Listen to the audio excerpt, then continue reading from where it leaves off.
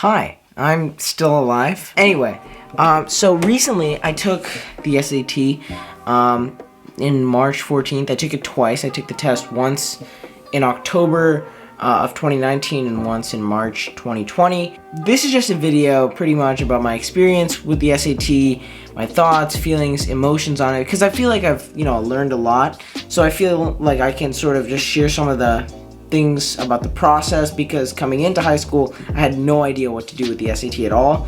So in case you're interested, just keep on watching. Another thing I'd like to mention is that I am planning on making this into like a multi-part series, just tracking the entire test prep journey from the time when you first started learning about the test all the way to the last week before you're about to take your final test. So stay tuned as we keep going through each part of the journey. We can take a look at some of the resources that I used, some preparation strategy, as well as a special surprise at the end.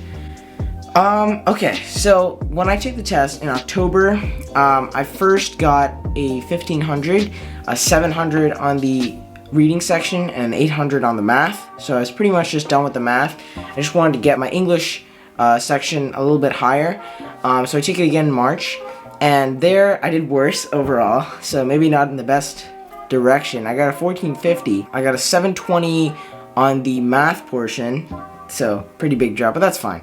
And then on the other section, the verbal section, I got a 730. So 730 and 800, that's a super score of 1530. And for me, that's fine. So anyway, I just wanted to make this video just because I feel like I've gained some level of insight into how this test sort of operates. And so let's start by looking at preparation strategy. Okay, so let's take it from the beginning, right? You're just starting to prepare for the SAT.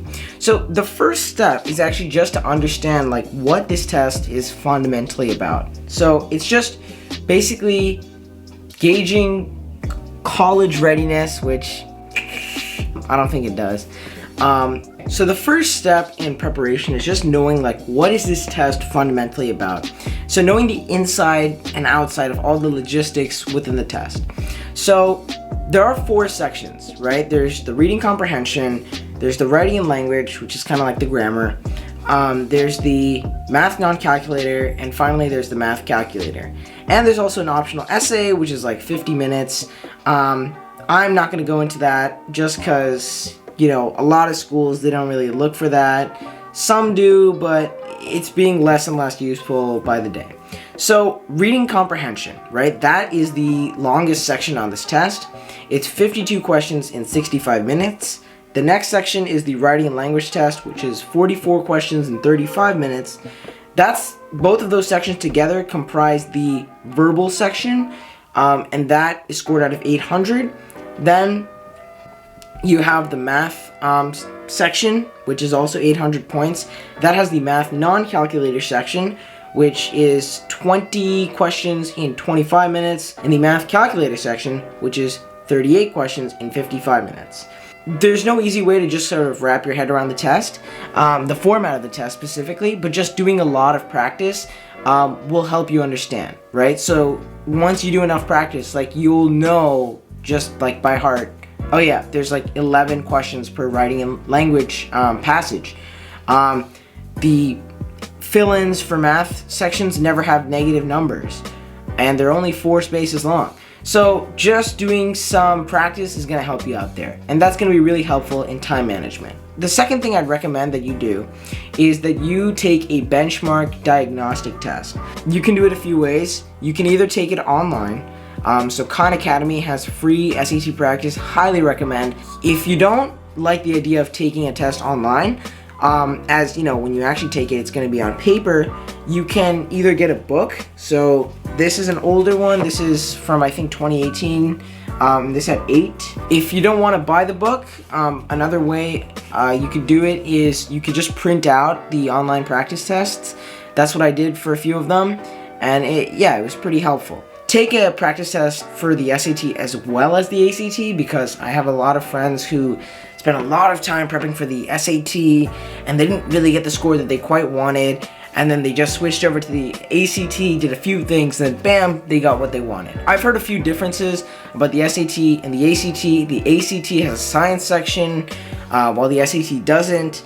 I've heard that if you're better in the STEM fields, it's in your better interests to take the ACT as opposed to the SAT, because apparently the reading is more straightforward. But I've also heard, on the other hand, that it's more about time management on the ACT, and you need to learn how to work under that pressure and under that crunch time. Not that you don't do it on the SAT, but you just have less time to answer more questions on the ACT. Okay, so when you take these tests, make sure you time yourself. And the other thing I should add is that you want to use these tests as sparingly as possible. You should use all of them because they're from College Board. You should try to use these near the end of your preparation period, closest to the test, because that'll be like the best indicator of your performance. Because there's a ton of test prep companies out there, Kaplan, Princeton Review, Ivy Global, etc., etc., and they all try to do a good job of emulating what the actual test will be like. And in terms of formatting, most of them do like a top-notch job, but the difficulty may always be different, or something might just not be right. Alright, so we just took a look at the start of your test prep journey. In the next part, we'll talk about specific ways to improve certain sections that need improvement, and some more key strategies on taking practice tests so that you really feel confident with your abilities come actual test day. Alrighty tighty. Well, that just about wraps it up for now. Please drop a like, comment down below about your test taking experience, how you're feeling, if you're at the start of it or you're near the end of it. And just please let me know how you're doing. Please make sure you hit that big red subscribe button. It really means a lot. I'll see you in the next video. Stay safe and be well.